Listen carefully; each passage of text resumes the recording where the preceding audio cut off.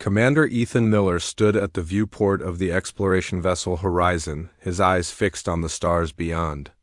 The ship hummed quietly around him as it pushed farther into the darkness past the Kuiper Belt, where no human vessel had ventured. Before, Earth was just a faint blue dot from this distance, barely visible among countless others. Humanity had spread throughout the solar system in the century since the first Mars colony, with outposts on Europa, Titan, and several asteroids. Yet the vast gulf between stars remained unconquered. "Commander, we're picking up something unusual," said Lisa Rodriguez, the sensor specialist. Her fingers danced across the holographic display. "It's not matching any known signature." Ethan moved to her station and studied the readings. "Natural phenomenon?" "No, sir," she replied. "It's moving against the solar wind, maintaining a constant velocity. The energy signature suggests artificial origin." The bridge fell silent. After decades of listening to the stars, humanity might finally have its answer about alien life. "How far?" Ethan asked. 3 million kilometers and closing. At current speed, intercept in 14 hours. Ethan nodded and pressed the shipwide communication button. "All hands, this is Commander Miller. We have detected a possible artificial object approaching our position. This is not a drill. All science teams to priority stations. First contact protocols are now in effect." The next 14 hours passed in tense preparation. The crew of 47 specialists trained for this moment their entire careers, but training was different from reality. Some were excited, others terrified. Ethan felt both emotions wrestling inside him as he reviewed the first contact procedures one last time. When the object came within visual range, it wasn't what anyone expected. Instead of a massive ship, they found a sleek probe, about the size of a small car. Its surface gleamed with an iridescent material unlike any human alloy, and it moved with precision that suggested advanced propulsion technology. "It's scanning us," said Ben Taylor, the communications officer. "Electromagnetic sweeps across." "All bands," Ethan straightened his uniform, "let it look. We have nothing to hide." The probe completed its scan and then, unexpectedly, transmitted a signal directly to the Horizon's communication array. The computer translated it automatically, a string of mathematical sequences followed by stellar coordinates. "It's an invitation," said Ben, his voice barely above a whisper. "These coordinates lead to a star system 17 light-years from here." Ethan faced a decision that would change human history. Protocol dictated they should return to Earth with this information, let the governments decide next steps. But the probe was still there, seemingly waiting for a response. If they left, this opportunity might never come again. "Send acknowledgement of the coordinates," Ethan ordered. "Then plot a course to follow the probe." Chief Engineer Frank Dawson looked up sharply. "Sir, that goes against protocol." "I know, Frank, but sometimes protocol doesn't account for opportunity. We're making this decision together. Anyone strongly opposed, speak now." No one spoke. The crew of the Horizon had come to explore, and now they faced the greatest exploration opportunity in human history. The probe led them through 3 days of travel to a previously unmapped region where space itself seemed to bend. Before the crew could fully analyze the phenomenon, the Horizon was pulled through what appeared to be a controlled wormhole. When they emerged, they found themselves in orbit around a massive space station unlike anything humans had imagined. The station resembled a spinning wheel with multiple rings, easily 100 times larger than Earth's largest orbital platform. Ships of various designs moved around it, some sleek and fast, others bulky like cargo vessels. "Multiple contacts approaching," warned Security Chief Samantha Kelly, her hand hovering over the weapon systems that had never been used outside of drills. "Hold steady," Ethan said. "If they wanted to harm us, they could have done it already." A transmission reached them, this time with visual components. On the main screen appeared a being with silvery skin and large, compound eyes. "Greetings, humans of Earth," the being said in perfect English, obviously translated through some advanced system. "I am Ambassador Zorix of the Galactic Concordat. We welcome the newest spacefaring species to our community." 3 days later, After extensive discussions with the Concordat representatives, the Horizon was permitted to return to Earth carrying Ambassador Zorix and 2 assistants. Their arrival caused global sensation. Every news outlet broadcast images of the sleek alien shuttle landing at the United Nations headquarters in New York. United Nations Special Representative Olivia Wright was selected to lead humanity's diplomatic team. A seasoned negotiator with experience in complex international treaties, she approached the aliens with respectful caution. "We are honored by your visit, Ambassador Zorix," she said during their first public meeting. "Humanity has long wondered if we were alone in the universe. Your presence answers that question but raises many more." Zorix's large eyes blinked in what the human diplomats would come to recognize as a gesture of agreement. The Concordat includes 17 spacefaring species across this sector of the galaxy. We have existed in harmony for over 50,000 of your Earth years, sharing knowledge, resources, and protection. "And you wish Earth to join this Concordat?" Olivia asked. "That is our hope. New species bring fresh perspectives and resources. The galaxy is vast but not empty, and not all entities we encounter are peaceful. Together we are stronger." The initial meetings were broadcast globally. People celebrated in streets worldwide, religious leaders called for calm reflection, and financial markets experienced unprecedented volatility. The prospect of advanced alien technology sent tech stocks soaring while companies, based on soon-to-be obsolete technologies, collapsed overnight. After 2 weeks of public diplomacy, the real negotiations began behind closed doors. Olivia and her team learned that the Concordat operated under strict hierarchical rules. New species entered at the bottom tier, providing resources and labor to established members for centuries before gaining equal standing. During the 4th private session, Olivia questioned this arrangement. "Ambassador, while we appreciate the Concordat's offer, humanity has struggled against hierarchical systems that exploit newer members. We would prefer a more equal arrangement from the beginning." Zorix's expression changed, the translator struggling to find human words for alien emotions. "Representative Wright, perhaps I have been unclear. The Concordat structure is non-negotiable. Earth's position in space and humanity's remarkable adaptability make you valuable as a resource-gathering species. The technology we offer in exchange is generous by our standards." "You're saying we would be servants," Olivia stated flatly. "I prefer the term developing members. All species begin this way. In time, perhaps 500 Earth years humanity would advance to middle-tier status." Olivia maintained her diplomatic composure, but her mind raced.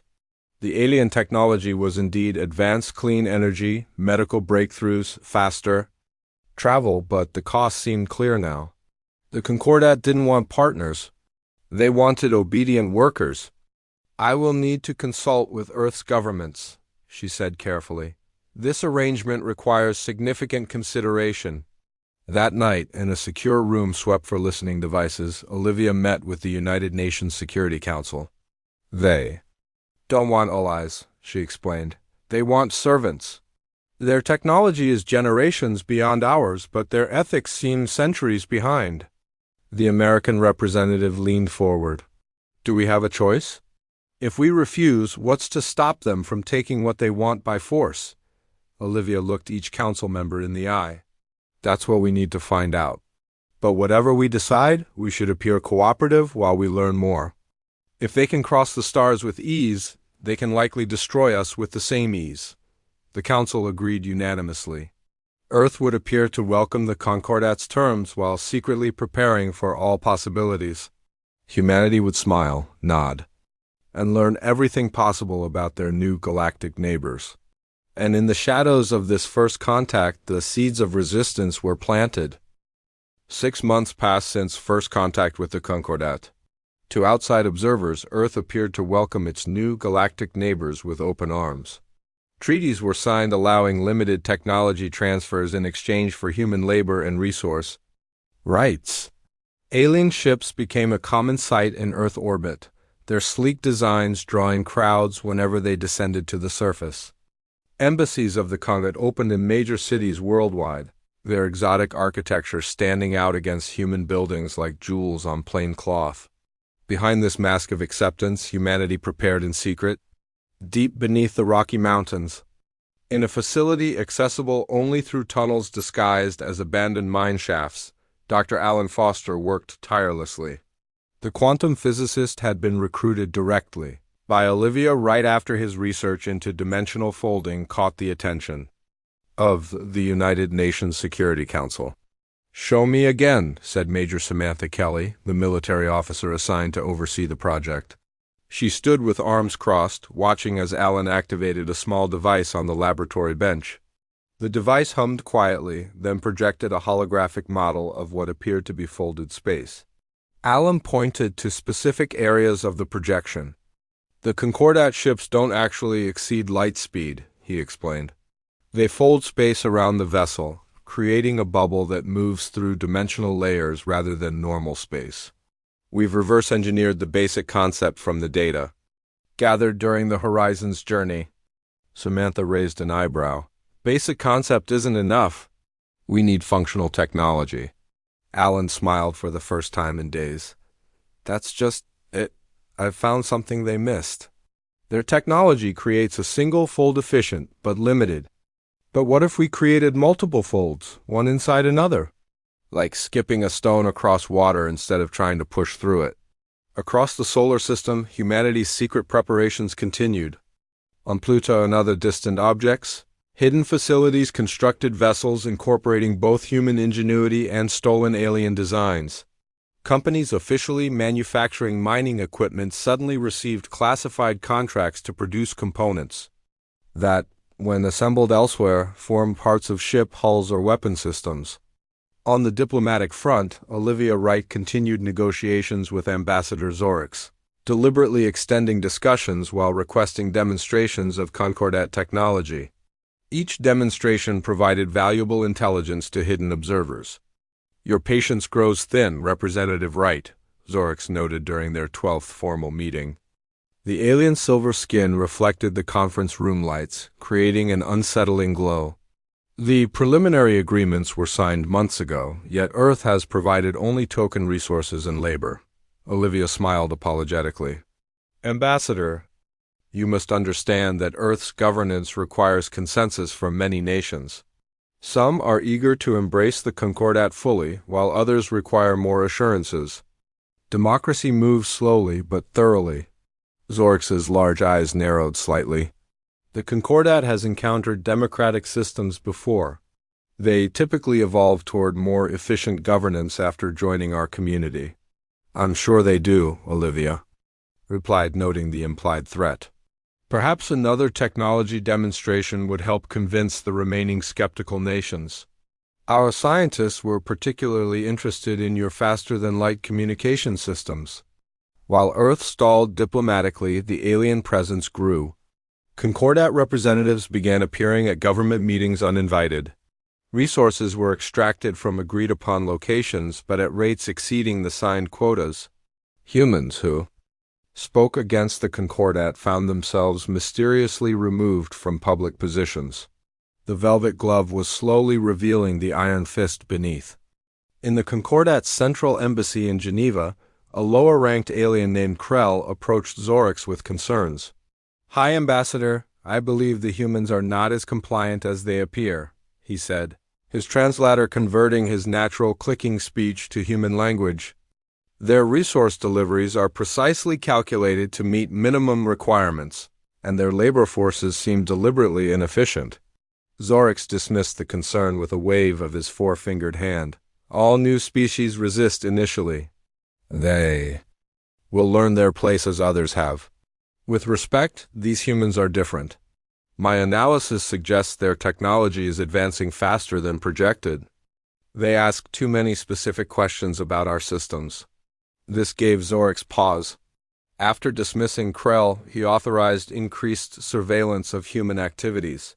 Concordat sensors, far more advanced than anything humans could detect, began scanning deeper into Earth's facilities. 3 weeks later, Krell's suspicions were confirmed when Concordat sensors detected unusual energy signatures from a facility deep beneath the Rocky Mountains. The readings suggested experiments with dimensional technology knowledge the humans Shouldn't possess yet. The Concordat High Council, receiving this information, dispatched a fleet to Earth. The message to Zorix was clear: secure human compliance immediately. At the hidden facility, Alan Foster worked through another sleepless night when alarms suddenly blared. Samantha Kelly burst into the laboratory, her face grim. "They found us," she said. "Concordat ships just appeared in orbit, 20 warships. Much larger than anything we've seen before." Alan looked at the prototype drive system on his workbench. "How much time do we have?" "They've issued an ultimatum. 48 hours to surrender all military assets and research facilities." Alan nodded, his expression determined. "That's enough time. The prototype is ready for testing, but I need to make final adjustments for full-scale implementation." Samantha activated her secure communication device. "I'll alert the other facilities. Operation Exodus begins now." Across Earth, key personnel received encrypted messages triggering long-planned protocols. Military leaders who knew nothing of the secret preparations suddenly found themselves receiving sealed orders from the highest levels of government. Civilian populations in certain areas were quietly evacuated under the guise of emergency drills. Critical data was transferred to secure servers aboard hidden vessels throughout the solar system. In her office at the United Nations, Olivia Wright watched real-time footage of the Concordat warships in orbit.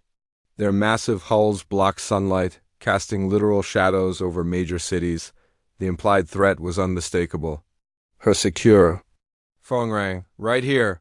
This is Defense Command. Operation Exodus is active. Your package is prepared." Olivia took a deep breath. "Understood. I'll proceed with the final diplomatic approach." She requested an emergency meeting with Ambassador Zorix, but was informed that he had returned to the Concordat fleet. Instead, she would meet with High Counselor Vrax, who had arrived to personally oversee Earth's compliance. Before departing for the meeting, Olivia entered a secure room where a small team of scientists waited. They handed her what appeared to be a diplomatic portfolio, a traditional leather folder containing documents. What wasn't traditional was the quantum-entangled device hidden within its lining. "Once activated, we'll have approximately 30 seconds to gather data before they detect it," the lead scientist explained. "The connection leads directly to Dr. Foster's team." Olivia nodded. "Let's hope they're too busy being intimidating to notice." A Concordat shuttle transported her to the flagship hovering over Geneva. The vessel's interior was cold and sterile, designed for efficiency rather than comfort. Guards with weapons unlike anything humans had officially seen escorted her to a large chamber where High Counselor Vrax waited. Vrax was larger than other Concordat members Olivia had met, with darker skin that seemed to absorb light rather than reflect it. 6 assistants stood nearby, each monitoring different displays. "Representative Wright," Vrax began without preamble, "your species has disappointed the Concordat. We offered partnership and you responded with deception." Olivia kept her expression neutral. "High Counselor, we seek only to understand our place in the galactic community. If misunderstandings have occurred, no misunderstandings," Vrax interrupted. "We detected your prohibited research. Your species attempts to acquire technology beyond your assigned tier. This violates our most basic laws." Olivia placed her portfolio on the table between them. "Perhaps this will clarify Earth's position. These are our formal response to your ultimatum." As Vrax reached for the documents, Olivia pressed a hidden switch in the portfolio's handle. For 30 seconds, the quantum device scanned every aspect of the Concordat flagship systems, transmitting the data instantly to Alan Foster's team. Vrax's assistants noticed the energy spike too late. By the time they raised the alarm, the transmission was complete. Guards seized Olivia immediately. "You have sealed your planet's fate," Vrax said coldly. Olivia met his alien gaze without flinching. "Perhaps. But not in the way you imagine." The 20 Concordat warships hung in Earth orbit like metal predators watching their prey. Their weapon systems remained powered but inactive, a constant reminder of the threat they posed. 48 hours had been granted for humanity to surrender all military assets and unauthorized research facilities. The clock was ticking. In cities across the planet, people looked up at the alien vessels visible even in daylight. Some prayed, others protested, but most simply went about their business with quiet determination. If these were to be humanity's final hours of freedom, they would spend them living, not cowering. Deep beneath the Rocky Mountains, Alan Foster received the data transmission from Olivia Wright's covert operation. His team worked frantically to analyze the information stolen from the Concordat flagship. "This is incredible," said Elena Diaz, his assistant, as she studied the schematics. "Their shield harmonics are based on a predictable pattern. If we adjust our weapons to create a cascading frequency shift..." Alan shook his head. "We're not looking to fight them, Elena. We're looking to escape them." He pointed to another section of data showing the Concordat's sensor capabilities. "This is what we needed. They can track conventional propulsion and even their own fold technology, but our skip drive operates on different principles. If we modify the dimensional frequency just so, we can make our ships nearly invisible to their tracking systems." In a secure bunker beneath the Swiss Alps, world leaders gathered for what might be humanity's most important meeting. Major Samantha Kelly stood before them, her uniform crisp, despite having been awake for 36 hours straight. "Operation Exodus is ready," she reported. 2,000 vessels of various sizes have been prepared throughout the solar system. These aren't warships, they're arcs designed to carry as many people as possible. The American president leaned forward. "How many can we evacuate?" "At maximum capacity, approximately 300 million in the first wave. The arcs carry construction equipment and supplies to build habitats wherever we end up. Once established, they can return for more people." The room fell silent as the numbers sank in. 300 million out of nearly 10 billion. A lottery had been quietly conducted over the past months, selecting people with essential skills alongside a representative cross-section of humanity. "And the rest?" asked the Chinese premier. Samantha's expression remained professional, but her eyes revealed her emotion. "We've developed shield technology based on Concordat designs. It won't last forever, but it should protect major population centers long enough for subsequent evacuation waves." The United Nations Secretary-General stood. "We never wanted this choice. We offered peace and cooperation. The Concordat offered servitude. Now we must ensure humanity's survival, not just as individuals but as a free civilization." The leaders voted unanimously. Operation Exodus would proceed. As the meeting concluded, Samantha received an urgent message. Olivia Wright had been taken prisoner aboard the Concordat flagship. The alien leaders demanded Earth's immediate surrender, using Olivia as leverage. On the Concordat flagship, Olivia sat in a containment field that limited her movement to a small area. High Counselor Vrax entered with 2 guards. "Your time grows short," he said. "Already your leaders hide in their bunkers while we prepare to demonstrate our power." Olivia remained calm. "What do you hope to achieve, Counselor?" "Even if you destroy our cities, you'll only prove that we were right not to trust you. We do not wish destruction. We wish compliance. The Concordat has stood for 50,000 years because all species know their place." "And that's where you misunderstand humans," Olivia replied. "We spent our entire history questioning our place. It's what drove us from caves to the stars." Vrax made a gesture that his translator didn't bother to interpret. "Then we will help you find your proper place through force." As the deadline approached its final hours, unusual activity began across Earth. Massive shield generators, hidden in plain sight as industrial facilities or public works projects, powered up in sequence. The technology was reverse-engineered from Concordat designs but modified with human innovations. In space, sensors on the Concordat vessels detected energy buildups in Earth's major cities. The aliens interpreted this as weapons preparation and moved their ships into attack formation. High Counselor Vrax called Earth's leaders one final time. "Your shields cannot protect you. Surrender now or face orbital bombardment," the Secretary-General responded with dignity. "The people of Earth have made their decision. We will not surrender to slavery." Vrax ended the transmission and gave the order to begin the attack. But before the first Concordat weapon could fire, something unexpected happened. From hidden bases across the solar system, the human fleet emerged. The vessels varied in size and design, but all carried Foster's revolutionary skip drive. The Concordat flagship, alarms blared as sensors detected the sudden appearance of thousands of human ships. Impossible, Vrax said, staring at the tactical display. Their technology is not advanced enough for this. The human vessels didn't move to attack. Instead, they began forming into organized groups. Their engines glowed with energy signatures, unlike anything the Concordat had seen before. Vrax ordered immediate interception. But the human ships performed dimensional skips that confused Concordat targeting systems. When Concordat vessels managed to get close, they discovered that human defensive systems were unexpectedly effective, absorbing energy weapons that should have destroyed them instantly. In his laboratory, Alan Foster monitored the operation via quantum-entangled communications. "The first wave is away," he reported to Samantha Kelly, who had returned to the facility. "Shield generators are holding at 86% efficiency." Samantha nodded. "How long until the second wave is ready?" 6 hours. "We need time to recalibrate the skip drives based on feedback from the first wave." On Earth's surface, governments made simultaneous announcements to their citizens.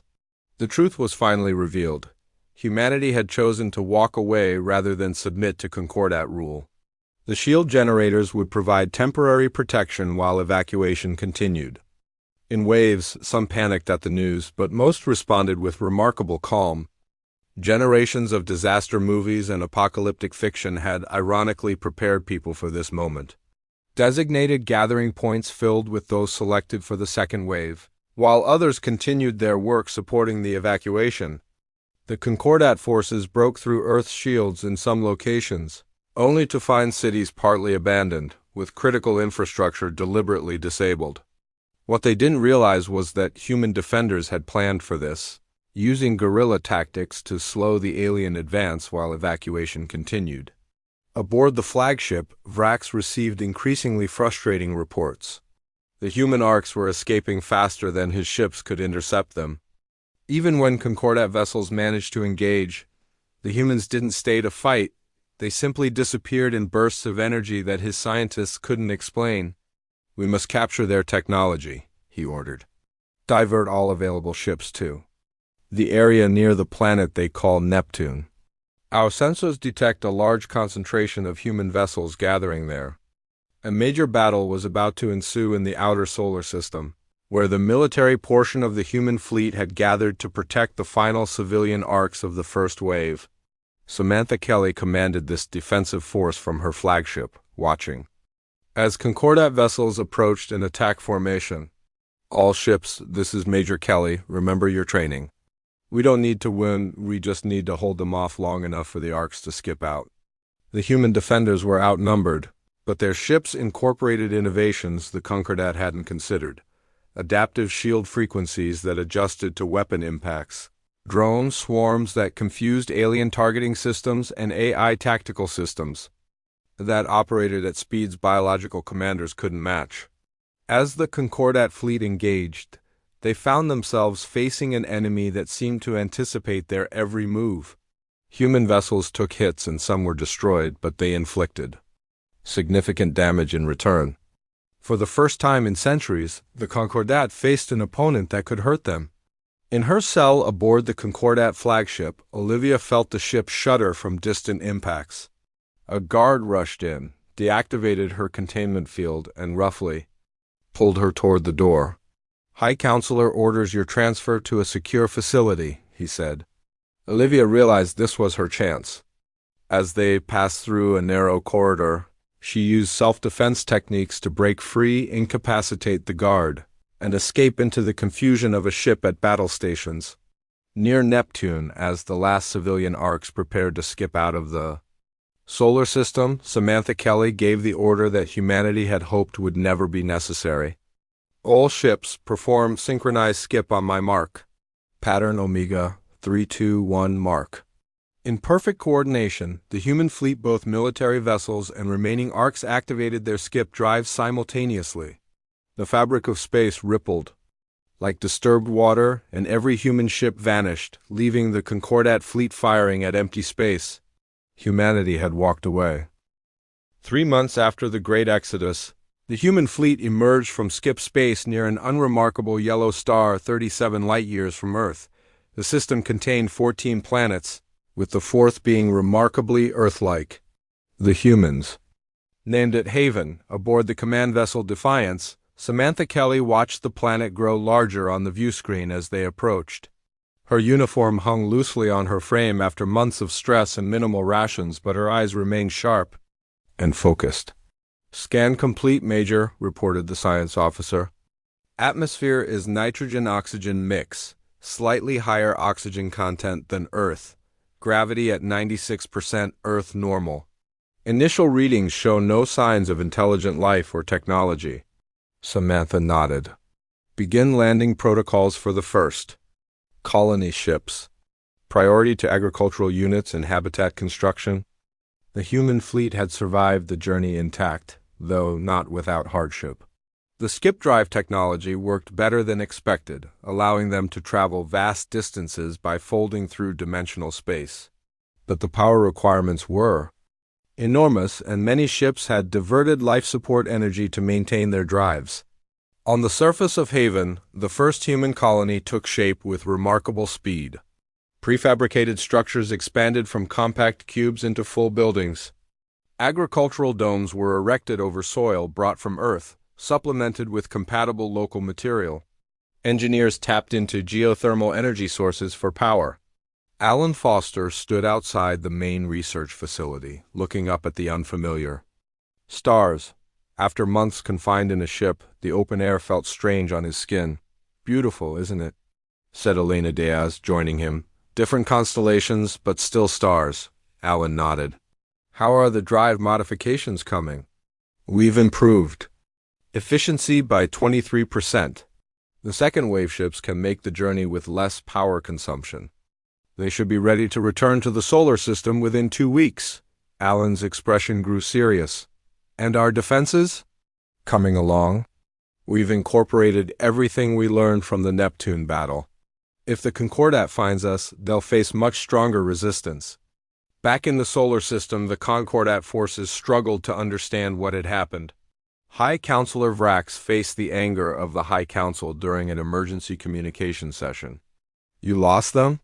demanded Council Leader Zarn, his image flickering slightly across the vast distance. "An entire primitive species simply disappeared?"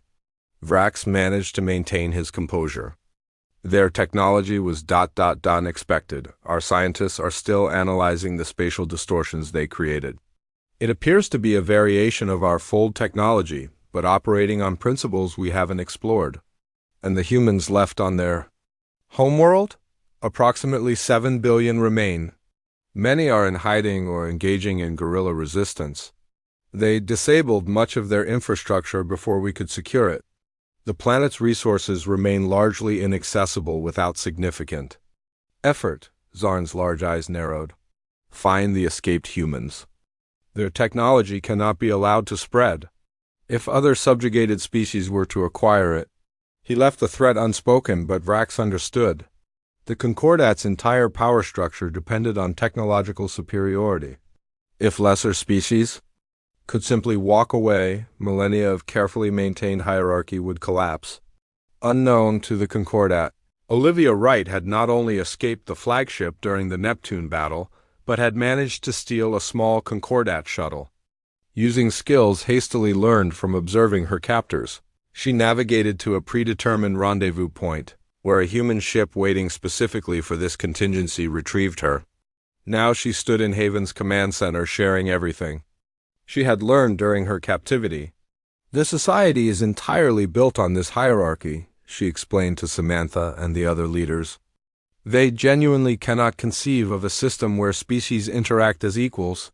Samantha studied the star charts displayed on the main screen. "Will they find us?" "Eventually," Olivia admitted. "They're methodical. They'll search in expanding patterns from the solar system. But the galaxy is vast, and our skip technology leaves minimal traces. We have time." 2 weeks later, as promised, the second wave fleet prepared to return to Earth. 50 ships, mostly military vessels with enhanced defensive capabilities, would escort 70 transport ships designed to evacuate as many humans as possible. Before their departure, Samantha addressed the crews. "Our mission is clear. Get in, get our people, get out. Avoid engagement with Concordat forces when possible. Remember, each transport can carry 20,000 people. That's 1.4 million more humans who will join us in freedom." The fleet departed, their skip drives creating ripples in space-time that quickly faded. They would emerge near Pluto, assess the situation, and proceed with the evacuation plan. On Haven, the colony continued to grow. Within 3 months, they had established a functioning society with over 300,000 people. The planet was hospitable enough that humans could adapt with minimal medical intervention. Children born on Haven would grow up under an alien sun, but with Earth's culture and history preserved. Alan Foster and his team continued to improve the skip drive technology. "If we can extend the range and reduce the energy requirements further," he told the Colonial Council, "we could potentially establish multiple colonies across different star systems. The Concordat would never be able to find all of us." Back in the solar system, the second wave fleet emerged from skip space right on target. Their sensors immediately detected heavy Concordat presence around Earth and the inner planets. Nearly 100 warships patrolled the system, but their focus remained on Earth itself, where resistance continued. Using the improved stealth capabilities of their ships, the human fleet approached Earth undetected. They established communication with resistance leaders, who had coordinates for gathering points where people waited for evacuation. For 3 weeks, the transports made brief landings at designated points around the globe, quickly loading refugees before skipping to temporary safe locations in the outer solar system. The operation proceeded more smoothly than anyone had dared to hope, with minimal Concordat interference. On the 22nd day, everything changed. A Concordat patrol detected a transport during a pickup in the Himalayan region. The alien ships immediately moved to intercept, calling for reinforcements. Aboard the command ship, Captain Greg Lewis faced a difficult decision. Launch fighter screen. Keep them busy while the transport completes loading. For the first time since the Neptune battle, human and Concordat ships engaged directly. The human vessels were outnumbered but fought with desperate intensity, knowing that every minute they bought allowed more people to board the transport. The transport, finally, loaded with 22,000 refugees, managed to skip away just as Concordat reinforcements arrived. 3 human fighters were destroyed covering its escape, their crews sacrificing themselves to save others. The battle escalated as more Concordat ships arrived. Captain Lewis gave the order for general retreat, and the human fleet began skipping away in planned sequences. Most made it, but 7 ships were lost, either destroyed or captured. One of the captured vessels contained technical data about Haven's location. Within hours, this information reached High Counselor Vrax, who immediately ordered a battle fleet assembled. The Concordat would crush this human rebellion once and for all. What Vrax didn't know was that the captured data was deliberately planted. The coordinates led not to Haven but to an uninhabited star system rigged with automated defenses and sensor decoys. As the Concordat battle fleet departed to crush the human colony, the real second wave fleet, minus its losses, regrouped at a predetermined location beyond Neptune. Despite the cost, the mission had succeeded beyond expectations. Nearly 1 million additional humans had been evacuated from Earth, along with critical supplies and cultural treasures. On Haven, as the second wave fleet returned with its precious human cargo, Samantha Kelly and Olivia Wright stood watching the ships descend through the atmosphere. "We knew there would be losses," Samantha said quietly. "The crews understood the risks," Olivia nodded. "Their sacrifice means these people will live in freedom. And Earth's resistance continues." The Concordat expected to find a broken, compliant population. Instead, they found humans willing to fight for each other, even when victory seems impossible. As the new arrivals began to disembark, their faces showing mixed emotions of relief. Grief and wonder, Alan Foster approached with news. We've received encrypted transmissions from 12 other resistance groups across the galaxy, he said, his voice low but excited. Species who have been under Concordat control for centuries. They've heard about what we did. They want to know how we walked away. Olivia and Samantha exchanged glances. The implications were enormous. The day humanity walked away, Olivia said, we may have started something much bigger than our own freedom. 5 years passed since humanity escaped the Concordat's grasp. What began as a desperate exodus had transformed into something the galaxy had never seen before. The Human Cooperative, as they called themselves, had established 17 colonies across different star systems. Haven remained their primary world, now home to nearly 5 million people living in cities that blended Earth architecture with innovative designs suited to their new environment. Alan Foster stood on the observation deck of the orbital station. Unity, watching ships arrive and depart with increasing frequency. His hair had gone completely gray, but his eyes remained bright with the same curiosity that had driven him to unlock the secrets of the skip drive. Beautiful sight, isn't it? Said Olivia Wright, joining him at the viewport. She had become the diplomatic face of humanity, her experience with the Concordat proving invaluable as they established contact with other species. Alan nodded. Especially knowing each of those ships carries technology the Concordat thought we'd never have. How was your meeting with the Tellarites? Productive. They're the 5th species to join the cooperative.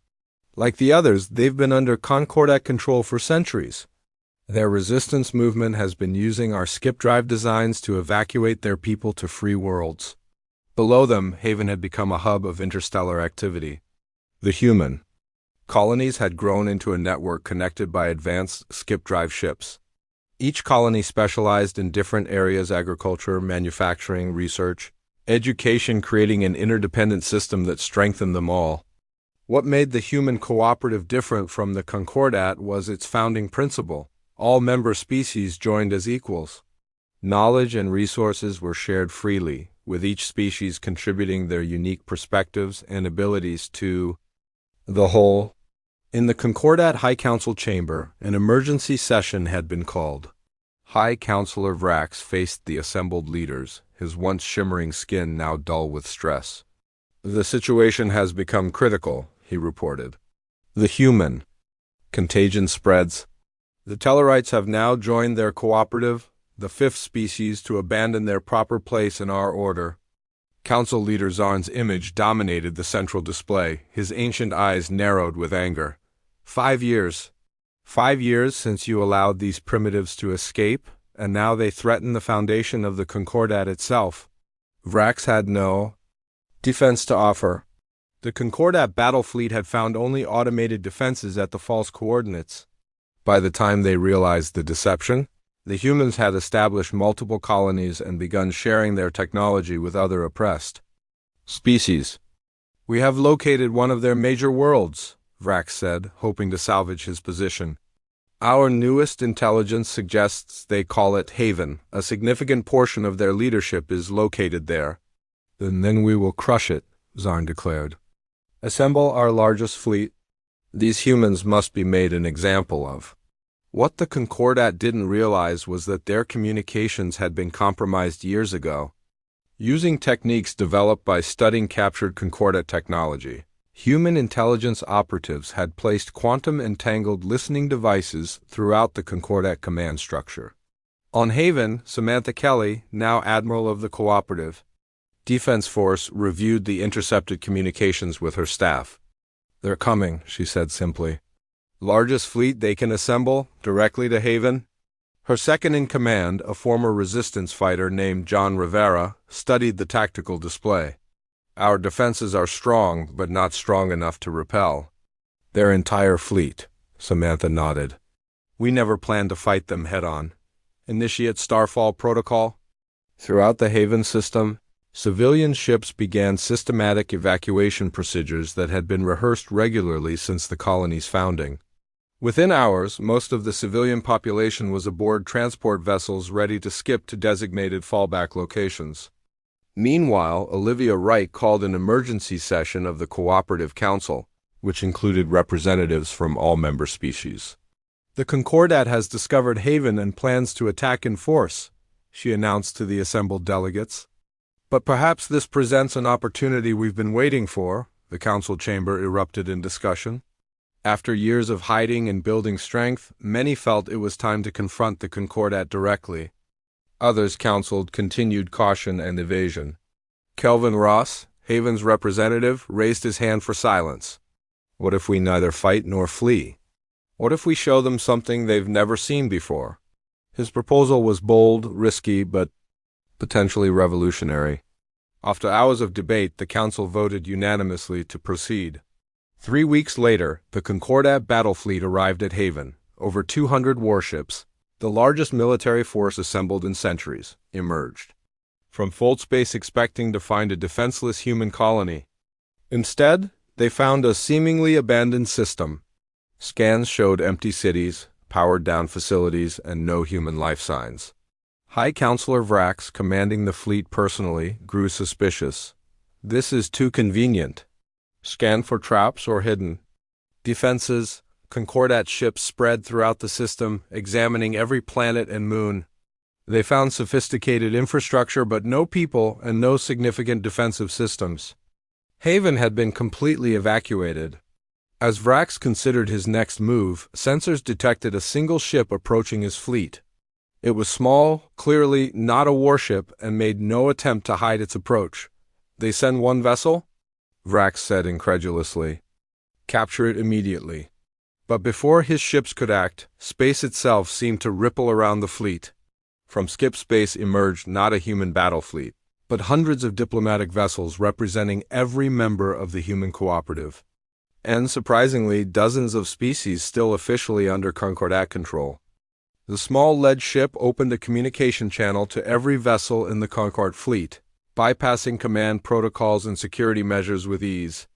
On the screen appeared Captain Peter Hayes, a human diplomat specifically chosen for this mission. "High Counselor Vrax, Council Leader Zarn, and all members of the Concordat," Hayes began, his voice calm and measured. "We come not to fight, but to talk. What you see before you is the future of galactic civilization species working together as equals rather than as masters and servants." Vrax tried to order his ships to attack, but found that many captains hesitated, their crews watching the transmission with interest. Hayes continued, "For 50,000 years, the Concordat has claimed that hierarchy is necessary for galactic stability. We offer an alternative vision. The human cooperative has achieved more technological advancement. In 5 years of free cooperation than centuries under your restricted system." To demonstrate, Hayes transmitted technical data showing advances in medicine, energy production, and transportation that surpassed current Concordat technology. "We harbor no desire for revenge," Hayes said. "Humanity walked away because we wanted freedom, not because we wanted war. Today, we extend an invitation. Join us as equals in a new galactic community where all species contribute their unique strengths and perspectives." Aboard the Concordat flagship, Vrax faced a mutiny. Several officers, particularly those from species who had more recently joined the Concordat, openly questioned his orders to attack. Throughout the fleet, similar scenes played out as the carefully maintained hierarchy began to crumble. Council Leader Zarn, watching via secure transmission from the Concordat homeworld, recognized the existential threat this moment represented. The Concordat's power had always depended on the belief that their system was the only possible option for galactic civilization. Now, an alternative stood before them, not as a theoretical concept, but as a thriving reality. In a desperate move, Zarn ordered loyal ships to fire on the diplomatic vessels. Some obeyed, but their weapons found only empty space as the targeted ships performed dimensional skips that the Concordat's targeting systems couldn't track. The human cooperative ships didn't return fire.